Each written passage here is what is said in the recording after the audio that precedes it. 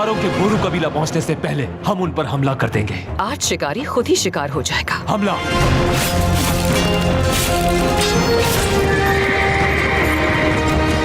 अब मैं आप लोगों से गजा का इंतकाम लूंगा और इस इत्तेहाद के परखच्चे उड़ा दूंगा। सरदारों को महल से जाने ही क्यों दिया गया? इसी वक्त उनके पीछे जाइए और उनकी हिफाजत को देखिए। क्या खूब काम दिखाया तुमने सरदारों को कैदी बनाकर बरनार। अब बारी जंगियों की है। ये सब कुछ अरसलान शाह की वजह से हुआ है। तुम्हारा सर काट के तुम्हारे तन से जुदा। कल तक का वक्त है तुम्हारे पास नूरुद्दीन। गजा वापस ना किया तो तुम्हारे सरदार मरेंगे। तुमने सरदारों की खातिर गजा वापस नहीं किया तो अब उनकी बाजियाबी के लिए मुझे ही कुछ करना होगा।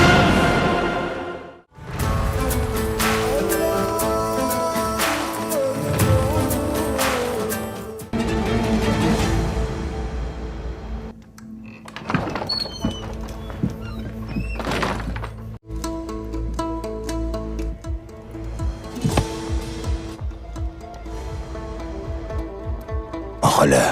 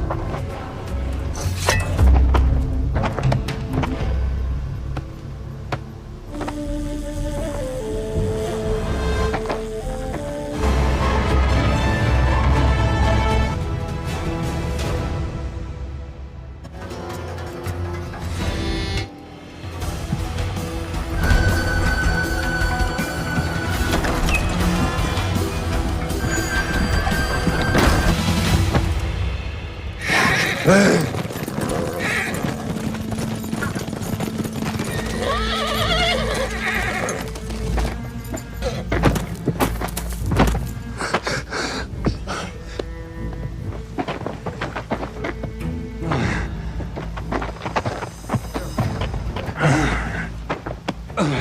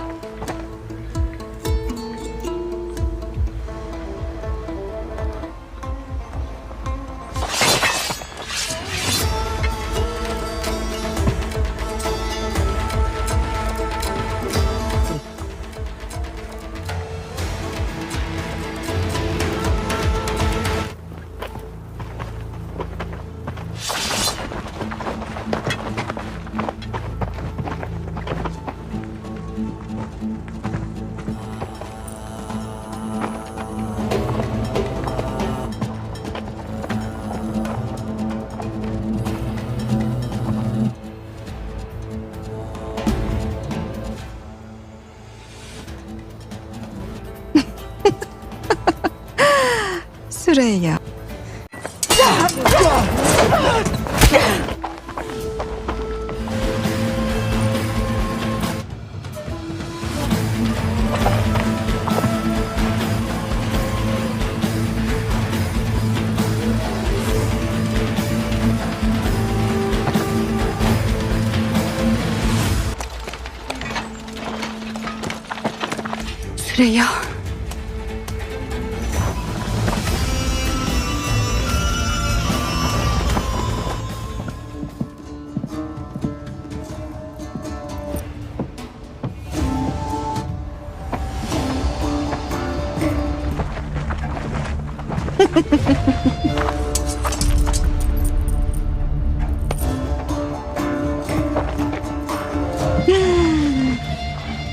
Süreyya. Süreyya.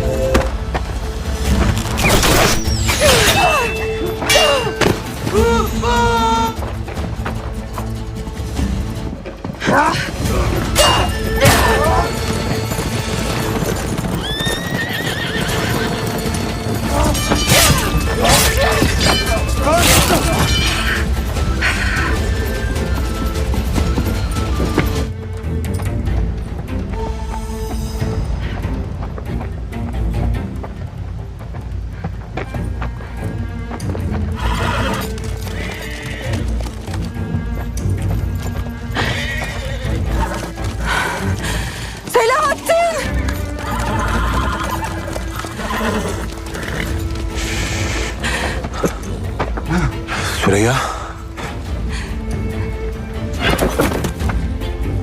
Suraiya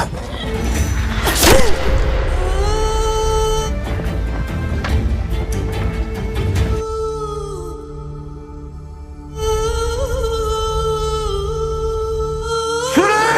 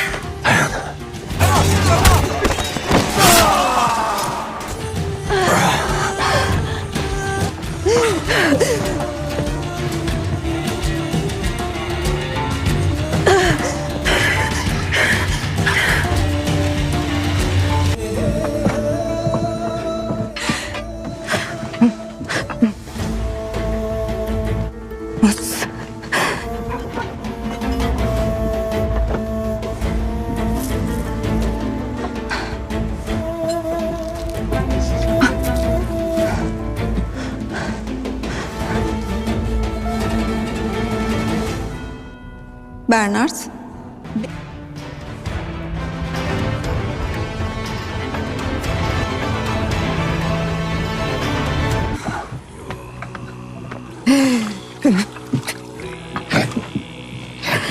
Suraiya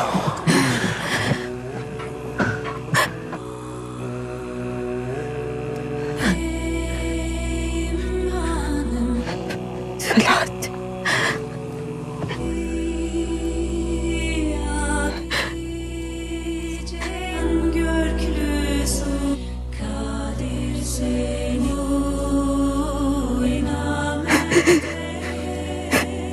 Süreyya.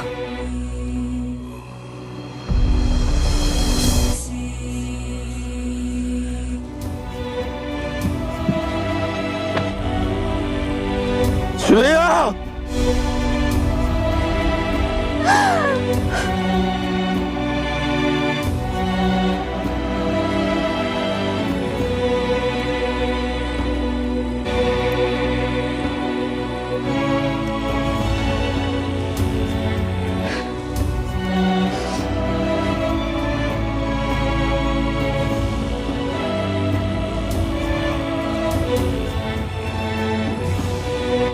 अस्सलाम वालेकुम नाजरीन। आज के हमारे इस एपिसोड के आगाज़ में कुदस का मंजर सामने आता है। बर्नार्ड अपने आदमियों के साथ आगे बढ़ रहा था। इतने में ही सामने से एक कमांडर आकर कहता है जासूसों ने खबर भेजी है, अरसलान शाह ने सरदारों को मदऊ किया है। बर्नार्ड कहता है बेहतरीन। एक और कमांडर कहता है क्या हुक्म है जनाब। बर्नार्ड कहता है तमाम सिपाही इकट्ठे किए जाएँ, सरदारों के बोरू कबीले पहुँचने से पहले सबका खात्मा किया जाएगा, जिसके बाद वो वहाँ से रवाना हो जाते हैं।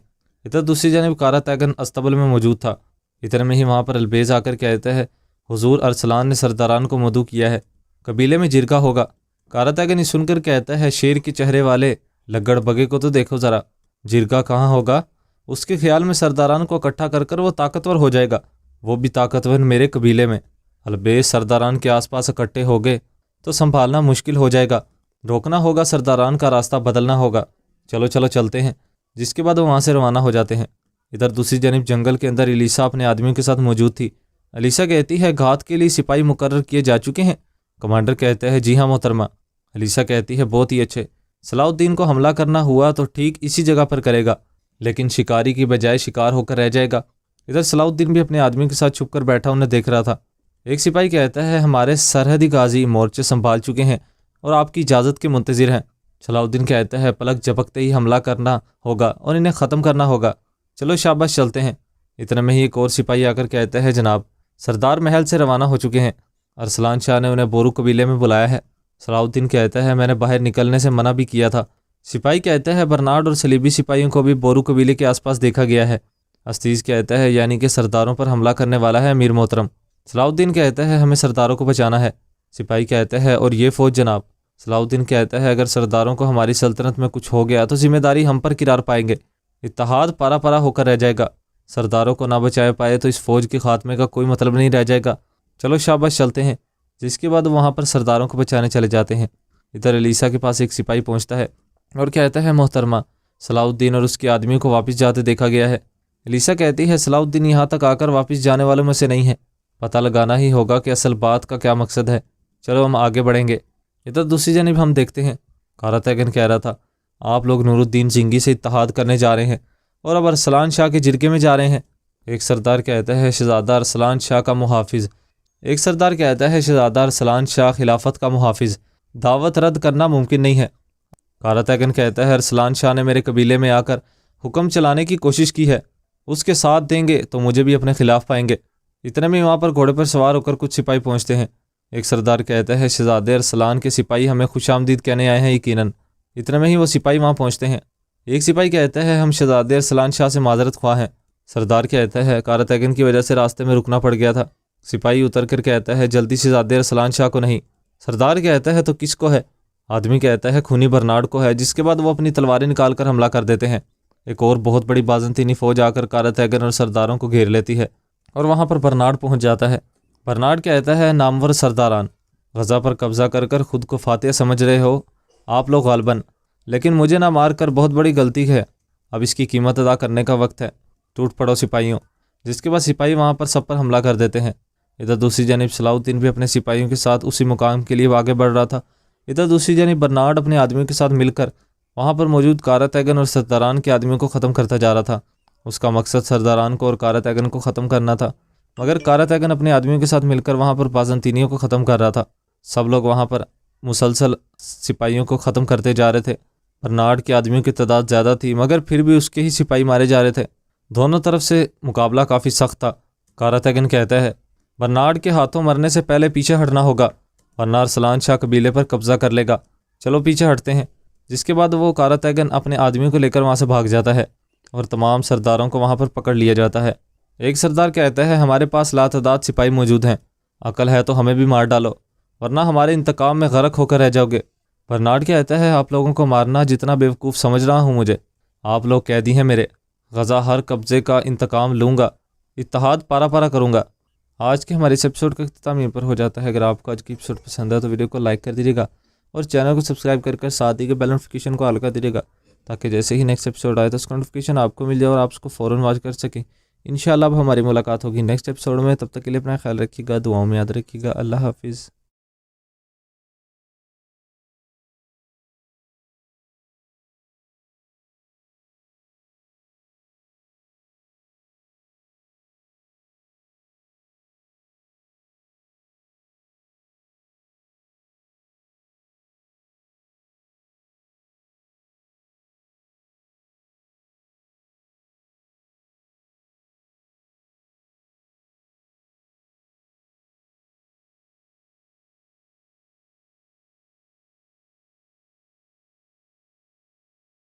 سپاہی کہتا ہے ہم اس محل میں جا چکے ہیں، دوبارہ جا سکتے ہیں امیر محترم۔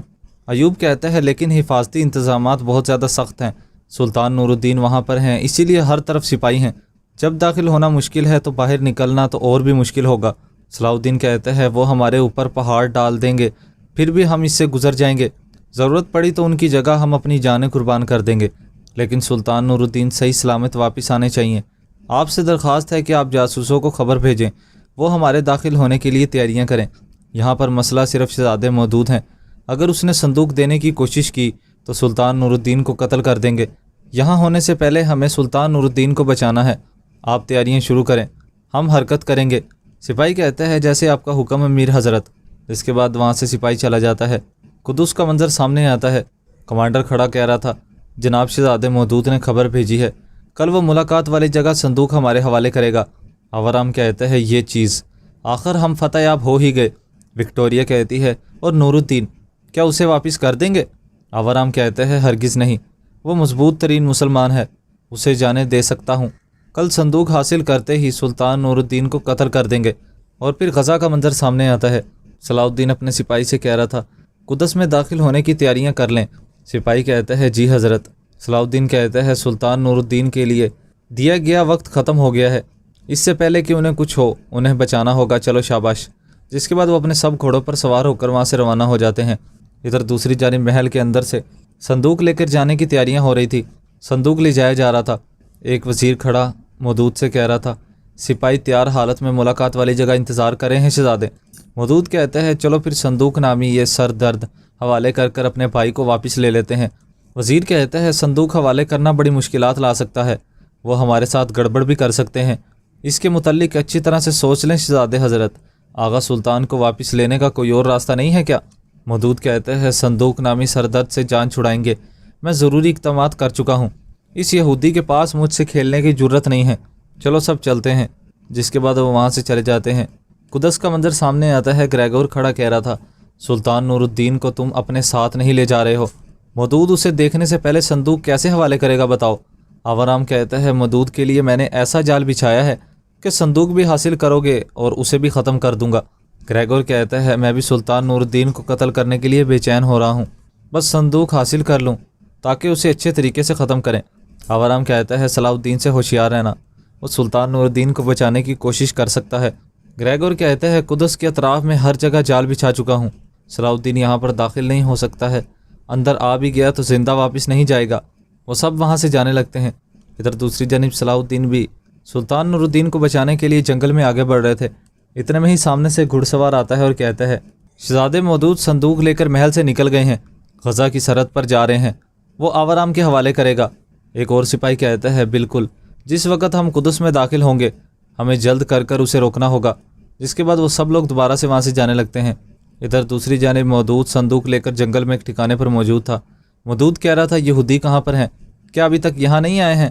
اتنے میں ہی وہ وہاں پر اپنی تیر کمان کھینچ لیتے ہیں، بہت سے وہاں پر یہودی پہنچ جاتے ہیں۔ آورام کہتا ہے میں یہاں پر ہوں چیتے، تمہارے سپاہیوں کو مارنے اور ان کے لباس اپنے سپاہیوں کو پہنانے میں کچھ وقت لگا۔ مودود کہتا ہے تم نے گندا کھیل کھیلا ہے۔ جس کے بعد وہ اپنی تلوار نکال کر کہتا ہے تمہاری لاش اس صندوق میں ڈال کر تمہیں دفن کروں گا۔ آورام کہتا ہے جو کچھ کیا اس کی قیمت چکاؤ گے، میں نے تمہیں کہا تھا نا، اب ہم صندوق حاصل کر رہے ہیں، پہلے تم اور پھر سلطان مرے گا۔ جس کے بعد وہاں پر تیر چلا دیے جاتے ہیں۔ مودود اور وہاں پر سب وزیر زخمی ہو چکے تھے۔ وہاں پر لڑائی شروع ہو جاتی ہے۔ سرائے کا مالک کہتا ہے واقعی یہ تو اعزاز کی بات ہے، آ جائیں جناب، کیا پسند کریں گے؟ شہزادے کے لیے ہم اپنی جان بھی قربان کر دیں گے۔ کمانڈر کہتا ہے ہمارا ایک اہم مریض ہے، ہمارے لیے ایک کمرہ تیار کرو، کسی کو اندر نہ آنے دینا۔ شہزادے اماردیک جلد ہی یہاں پر آئیں گے، اگر کوئی مسلمان سرائے میں آئے تو فوراً مجھے خبر کر دینا۔ سرائے کا مالک کہتا ہے سمجھ گیا ہوں، آپ کے لیے کمرہ تیار کرواتا ہوں۔ جس کے بعد وہ وہاں سے چلا جاتا ہے۔ ادھر دوسری جانب ہم دیکھتے ہیں صلاح الدین محل کے باہر اپنے آدمیوں کے ساتھ کھڑا کہہ رہا تھا آثار اس صلیبی سرائے کی طرف جا رہے ہیں، اماردیک کے سپاہی سلطان نور الدین کو یہاں پر لائے ہیں، ہمیں جلدی کرنی ہوگی۔ اتنے میں ہی کچھ سپاہی آتے ہیں اور کہتے ہیں ایک عیسائی کپڑوں کے تاجر کو لائے ہیں امیر حضرت، انہوں نے تاجروں سے کیسے لیا ہے، ان کے پاس اسپیئرز تھے، انہیں کچھ سونا دیا، مجھے ان میں سے کچھ کو ہرانا پڑا۔ صلاح الدین کہتے ہیں سلطان کو بچانے کا یہ ہمارے پاس آخری موقع ہے، استیز، پارس اور فالی میرے ساتھ آؤ، باقی گھوڑوں کے ساتھ انتظار کریں گے، چلو۔ جس کے بعد وہ لوگ وہاں پر کپڑے بدلنے لگتے ہیں۔ ادھر دوسری جانب کمانڈر ایک کمرے کے اندر موجود تھا، وہاں پر سلطان نور الدین بھی موجود تھے۔ حکیم ان کا صورتحال دیکھ کر کہتا ہے ان کی صورتحال بہت خراب ہے۔ کمانڈر کہتا ہے تو پھر علاج کرو، شہزادے اماردیک جلد یہاں پر آئیں گے اور ان کے آنے تک یہ صحت یاب نہ ہوا تو میں تمہاری جان لے لوں گا۔ جس کے بعد حکیم وہاں پر ان کا علاج کرنے لگتا ہے۔ ادھر جنگل کے اندر ہم لوگ دیکھتے ہیں ایک بازنطینی فوج آگے بڑھ رہی تھی۔ ادھر سرائے کے اندر ہی کچھ اور سپاہی بھی پہنچ جاتے ہیں جو صلاح الدین کے ہی تھے، اور وہاں پر پہنچنے کے بعد سلام کرتے ہیں۔ جس کے بعد ایک آدمی کہتے ہیں ادھر آؤ، کام آسان کرو کاروان سرائے والے۔ سرائے کا آدمی کہتا ہے بولیے کیا چاہتے ہیں؟ صلاح الدین کہتا ہے ذرا آرام کریں، ہمیں کھانے دیں۔ سرائے کا مالک پوچھتا ہے کہاں سے آئے ہو؟ میں نے پہلی بار آپ کو دیکھا ہے۔ سپاہی کہتے ہیں ہم بہت دور سے آئے ہیں، سستا سامان فروخت کرتے ہیں، ہم قیمتی چیزیں لیں گے، آپ کیا خریدنے والے ہیں بتائیں، کیا آپ کچھ بیچتے ہیں؟ دوسرا سپاہی کہتا ہے گاہک آپ ہیں اور ہم، چلو کھانا لے کر آئیں۔ سرائے کا مالک کہتا ہے ٹھیک ہے، غصہ نہ کریں، پہلے سانس لے، یہاں پر آئیں، تشریف رکھیں۔ جس کے بعد وہاں پر بیٹھ جاتے ہیں۔ صلاح الدین کہتے ہیں سرائے والے کی پوچھ تاچھ سے واضح ہے کہ سلطان نور الدین یہیں پر ہیں۔ ادھر ہم دیکھتے ہیں کمرے کے اندر حکیم سلطان کا علاج کر رہا تھا۔ اتنے میں ہی سلطان کی آنکھیں کھلنے لگتی ہیں۔ حکیم کہتا ہے بہت ہی عجیب ہے، یہ صحت یاب ہونا شروع ہو گئے ہیں۔ کمانڈر کہتا ہے عجیب کیوں ہے، آپ نے بہت محنت کی ہے۔ حکیم کہتا ہے اس کے پیچھے کچھ اور ہے، اس نے کچھ محسوس کیا ہے۔ اتنے میں ہی اندر وہ سرائے کا مالک آ جاتا ہے۔ کمانڈر کہتا ہے اندر طوفان کیوں مچا رہے ہو بیوقوف، بتاؤ۔ سرائے کا مالک کہتا ہے جناب کچھ لوگ آئے ہیں، عیسائی تاجر لگتے ہیں، شبہ ہے کہ وہ مسلمان بھی ہو سکتے ہیں۔ کمانڈر کہتا ہے وہ سلطان نور الدین کے پیچھے ہوں گے، چلو۔ جس کے بعد وہ وہاں سے چلا جاتا ہے۔ ادھر سرائے کے اندر صلاح الدین بیٹھا کہہ رہا تھا تم نظر رکھنا، اماردیک کے سپاہیوں کو دیکھتے ہی ہم پیچھا کریں گے۔ اتنے میں ہی سرائے کا مالک اوپر سے آتا ہے اور صلاح الدین کے سپاہیوں پر نظر رکھے ہوئے تھا۔ اتنے میں ہی وہاں پر کمانڈر بھی آ جاتا ہے۔ کمانڈر سرائے کے مالک کے پاس آتا ہے تو سرائے کا مالک اشارہ کر کر کہتا ہے وہ لوگ بیٹھے ہیں جناب۔ صلاح الدین بھی وہاں پر بیٹھا ہوا تھا۔ کمانڈر کہتا ہے وہ سلطان نور الدین کے آدمی ہے یا نہیں، ابھی پتہ لگاتے ہیں۔ صلاح الدین کا سپاہی اس کو دیکھ لیتا ہے اور کہتا ہے ہم اسی کی تلاش کر رہے ہیں۔ اتنے میں ہی کمانڈر وہاں پر ایک میز پر آ کر کہتا ہے میرے عیسائی بھائیوں، ہمارا سب سے بڑا دشمن سلطان نور الدین مر گیا ہے، اس کے اعزاز میں سب کے لیے میرے کھاتے میں گوشت اور شراب حلال ہے۔ جس کے بعد سب لوگ وہاں پر خوش ہونے لگتے ہیں۔ کمانڈر کہتا ہے میں تم لوگوں کو کھاتے پیتے ہوئے دیکھنا چاہتا ہوں۔ وہ دراصل وہاں پر صلاح الدین اور اس کے سپاہیوں کے انداز دیکھنا چاہتا تھا۔ جس کے بعد وہ لوگ وہاں پر خاموش بیٹھے تھے۔ ادھر باہر ہم لوگ دیکھتے ہیں گریگور بھی اپنے آدمیوں کے ساتھ موجود تھا۔ گریگور کہتا ہے وہ سرائے میں ہے، اماردیک کے آدمی یقیناً وہاں پر لے گئے ہوں گے سلطان کو۔ تیار ہو جاؤ میرے سپاہیوں، قبیلے میں بھی فوراً مہم کی تیاری شروع کر دی جائے۔ جس کے بعد سپاہی وہاں سے چلے جاتے ہیں اور پھر شام کا منظر سامنے آتا ہے۔ شہزادہ محدود کہتا ہے میری جان قربان، کیا سب کچھ ٹھیک ہے؟ کیا اپنے بھائی کا انتقام لینے کی کوشش کرتے ہیں؟ ان کی امانت کی حفاظت کرتے ہیں، ریاست سے غداری کرنے والوں کو سزا دیتے ہیں اور وہ ریاست کے وارث کو مارتے ہیں، لیکن انہوں نے چیتے کو غضبناک کر دیا ہے۔ لیکن یقین کرو میں اس تھپڑ کا جواب اپنے پنجوں سے لوں گا، میں ضرور لوں گا۔ جس کے بعد وہ وہاں سے چلا جاتا ہے۔ ادھر سلطان نور الدین کھڑے ملکہ خاتون سے کہہ رہے تھے تم کیسے فوج کو 2 حصوں میں تقسیم کر کر جنگ کی کوشش کر سکتی ہو ملکہ؟ کیا تمہیں اندازہ نہیں تھا کہ یہ کیسی تباہی کا باعث بن سکتا تھا؟ ملکہ خاتون کہتی ہے کیا ہم محدود کے ظلم پر خاموش رہتے؟ مجھ سے خواتین کی سربراہی کا عہدہ چھین لیا، مجھے ایک چیتڑے کی طرح گلی میں پھینک دیا، میں اپنی عزت کو روندنے نہیں دے سکتی تھی۔ سلطان نور الدین کہتے ہیں ریاست تمہاری اپنی عزت سے پہلے آتی ہے۔ تمہارے اس تخت کے لیے جنگ شروع کرنے کی وجہ سے صلیبیوں نے موقع پا کر شام پر حملہ کرنے کی کوشش کی، اگر ہم مداخلت نہ کرتے تو کوئی ریاست باقی نہ رہتی۔ ملکہ خاتون کہتی ہے تمہارا بھائی ہمارے ساتھ مشغول ہونے کے بجائے دشمن کا مقابلہ کرتا، میرے حقوق کی خلاف ورزی کی بات نہیں کرتے، مجھے مجرم ٹھہراتے ہو۔ سلطان کہتے ہیں ہاں تم مجرم ہی ہو، تم نے ہی سب کچھ کیا ہے، تم نے اپنی فکر کی وجہ سے ریاست کو نظر انداز کیا ہے۔ ملکہ خاتون کہتی ہے یہ الفاظ سننے کے بعد مجھے پچھتاوا ہے کہ میں نے ریاست کی حفاظت کرنے کی کوشش کیوں کی، اگر میں پہلے سے جانتی تو میں کچھ بھی نہیں کرتی، مجھے افسوس ہے۔ نور الدین کہتے ہیں افسوس تو مجھے ہے کیونکہ میں نے تمہیں سلطان نور الدین کہتے ہیں افسوس تو مجھے ہے کیونکہ میں نے تمہیں بہت توجہ دی، لیکن میری صبر کا پیمانہ لبریز ہو چکا ہے۔ اب کے بعد نہ میں وہ پرمانہ نور الدین ہوں اور نہ ہی تم وہ ملکہ ہو۔ ملکہ خاتون کہتی ہے میں ویسے بھی آپ کی نظروں میں اتنی قیمتی نہیں رہی، دیکھو میں آپ کی امانت کی حفاظت کے لیے لڑی اور آپ نے کیا کیا۔ نور الدین کہتے ہیں شکر کرو کہ میں نہ صرف یہی کہا، میں دشمن کے خلاف مہم پر چلا جاؤں گا، میں اور کچھ برداشت نہیں کر سکتا ہوں، جاؤ اور خود کو اپنے کمرے میں بند کرو اور میرے سامنے مت آنا۔ جس کے بعد سلطان تخت پر جا کر بیٹھ جاتے ہیں۔ ملکہ خاتون وہاں سے چلی جاتی ہے اور پھر اسقلان کا منظر سامنے آتا ہے۔ وہاں پر محدود پوچھتا ہے، اس کا وزیر کہتے ہیں اب وہ غزہ پر بھی حملہ کرنے والے ہیں، لیکن اس طرح سے غفلت برتنے کے ساتھ ہمیں دشمن کے سامنے رسوا کریں گے، ریاست کو دشمن کے قدموں میں گرا دیں گے۔ انہوں نے ہمارے فیصلے کے خلاف عمل کیا، ہماری ساکھ کو نقصان پہنچایا، تو کیا اب ہم واپس موصول چلے جائیں گے؟ محدود وہاں پر غصے میں آ کر اس کے منہ پر پانی پھینک کر کہتا ہے تم نے مجھے پیچھے ہٹتے کب دیکھا ہے بتاؤ؟ ہم اپنے غضب سے پوری تیاری کریں گے، جو انہوں نے ہمارے ساتھ کیا ہے میں اس کا بدلہ ضرور لوں گا، موصل سے فوج کو بلاؤں گا، اب سے کسی کے ماتحت رہنے کی ضرورت نہیں ہے، ہم اپنا حکم خود جاری کریں گے، چلو جاؤ۔ جس کے بعد وزیر وہاں سے چلا جاتا ہے۔ ادھر دوسری جانب سلطان نور الدین باہر آتے ہیں۔ وزیر آ کر کہتا ہے غزہ مہم کی تیاریاں مکمل ہونے والی ہیں میرے سلطان۔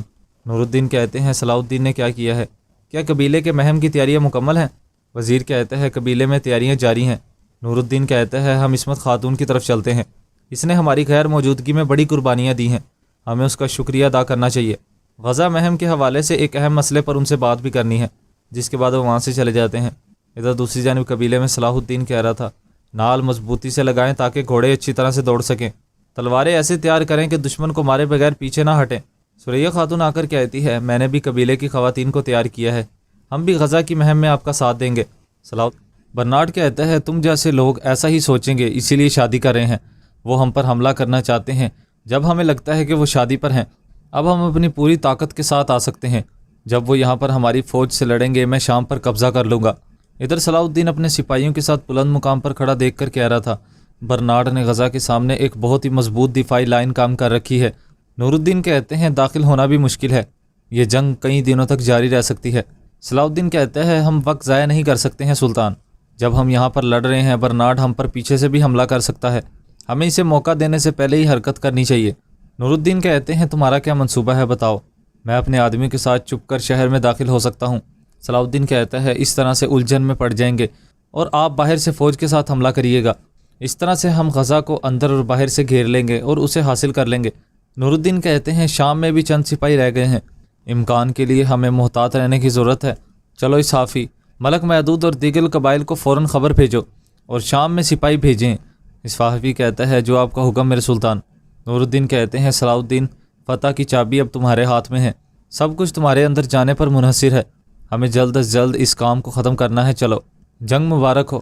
جس کے بعد صلاح الدین وہاں سے چلا جاتا ہے۔ ادھر برنارڈ غار کے اندر آگے بڑھ رہا تھا اور کہہ رہا تھا، نور الدین کے سپاہیوں نے قلعے کو گھیر لیا ہوگا، اس کو پتہ چلے بغیر ہم شام پر حملہ کریں گے۔ سپاہی کہتا ہے، ہمارے سپاہی راستہ استعمال کر کر باہر چلے جائیں گے جناب، اور وہ آپ کا انتظار کر رہے ہیں۔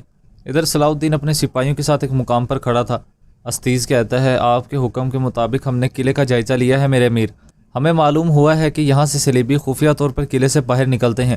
صلاح الدین کہتا ہے، جیسا کہ ہم نے سوچا تھا، یہاں پر غزہ کی طرف جانے والا ایک خفیہ راستہ ہے، وہ خفیہ طور پر حملے کی منصوبہ بندی کے لیے روانہ ہو رہے ہیں، اب ہم جا کر ان کے منصوبے کو خاک میں ملا دیں گے، چلو۔ جس کے بعد وہ اپنے تیروں کو کھینچ لیتے ہیں، وہاں پر کھڑے بازنطینیوں پر حملہ کر دیتے ہیں، ان کو وہاں پر ختم کر دیتے ہیں۔ صلاح الدین کہتا ہے، چلو میرے بہادروں، فتح کی محبت کے لیے شروع ہو جاؤ۔ وہ لوگ وہاں پر اپنی تلواریں نکال کر کافروں کو ختم کرنے لگتے ہیں۔ اسی طرح سے بازنطینی وہاں پر مسلسل ختم ہوتے جا رہے تھے، تھوڑی ہی دیر میں وہ سب بازنطینیوں کو ختم کر دیتے ہیں۔ صلاح الدین کہتے ہیں، چلو آؤ، ہم غزہ جانے کے لیے خفیہ راستہ استعمال کریں گے۔ جس کے بعد وہ نیچے سے ایک سرنگ کا راستہ کھولتے ہیں اور وہاں سے اندر جانے لگتے ہیں۔ ادھر برنارڈ کہہ رہا تھا، وہ ہمارے دفاع کو توڑ کر غزہ میں داخل نہیں ہو سکتے ہیں، وہ یہاں پر اپنا وقت ضائع کریں گے، تب تک ہم شام پر قبضہ کر لیں گے۔ ادھر صلاح الدین بھی شاید اسی غار میں آگے بڑھ رہا تھا جہاں پر برنارڈ تھا۔ صلاح الدین کہتا ہے، برنارڈ کچھ ایسی منصوبے بندی کر سکتا ہے جسے ہم نہیں جانتے ہیں، سلطان ہمارے اشارے کا انتظار کر رہے ہیں، ہمیں ہوشیار رہنا ہے۔ وہ مسلسل آگے بڑھتے جا رہے تھے۔ ادھر برنارڈ بھی مسلسل آگے بڑھ رہا تھا۔ اتنے میں ہی خونی برنارڈ اور صلاح الدین ایک دوسرے کے سامنے آ جاتے ہیں اور وہ دونوں کھڑے ایک دوسرے کو دیکھ رہے تھے۔ ادھر باہر ہم دیکھتے ہیں برنارڈ ایک سپاہی سے کہہ رہا تھا، صلاح الدین نے درہ عبور کر لیا ہے؟ سپاہی کہتا ہے، کر لیا ہے جناب۔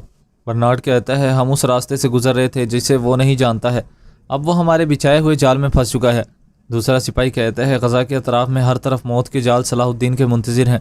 برنارڈ کہتا ہے، صلاح الدین اندر ہی مر جائے گا اور نور الدین بھی نہیں گھس سکے گا اور ہم شام پر قبضہ کر لیں گے۔ یہ کوتلو خاتون کہتی ہے، تمام معاملات اپنے ہاتھ میں لے لیے ہیں، نور الدین اگر ساری دنیا کے خزانے بھی تمہارے حوالے کرے تو بھی درست ہوگا۔ عصمت خاتون کہتی ہے، آپ کا شکریہ کوتلو خاتون، اللہ کی رضامندی کے لیے کر رہے ہیں ہم، انعام کی امید بھی اللہ سے ہی ہے۔ کوتلو کہتی ہے، انتظامی معاملات میں بھی ماہر ہو، اللہ کی نعمت واضح ہو رہی ہے اور تم خاتون اول بننے کے لائق بھی ہو۔ عصمت خاتون کہتی ہے، خاتون اول تو موجود ہے، مجھے کس عہدے کی ضرورت نہیں ہے۔ کوتلو کہتی ہے، تم نے اتنے بڑے بورو قبیلے کی ذمہ داری سنبھال لی تھی، خاتون اول کے عہدے کے لائق بھی تم ہی ہو۔ میں یہاں سے جاتے وقت پیچھے کی فکر سے آزاد ہو کر جانا چاہتی ہوں۔ عصمت خاتون کہتی ہے، ملکہ اور اپنے درمیان مجھے مت گھسیٹیں، مجھے اس سب میں کوئی دلچسپی نہیں ہے۔ کوتلو خاتون کہتی ہے، محل کا حرم بھیڑیوں کا دسترخوان ہوتا ہے،